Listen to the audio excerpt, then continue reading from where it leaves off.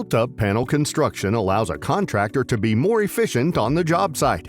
Chance helical anchors are an industry-leading solution that can further increase the efficiency and savings of tilt-up wall construction.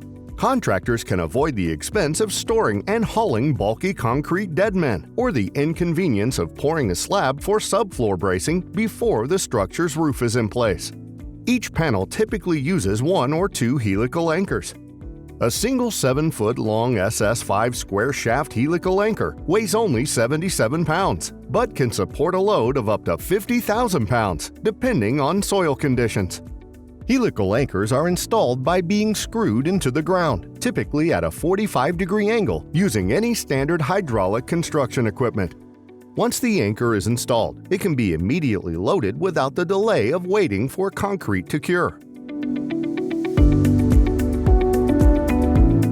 A bracket is attached to the top of the helical anchor shaft as a termination to attach the support strut. The panel is then tipped up, with the bottom setting on the wall footing. The wall is plumbed, and the strut is attached to the wall and helical anchor. Once the structure's roof frame is in place, the Chance helical anchor and the pipe support can be quickly removed and stored for use at the next job site.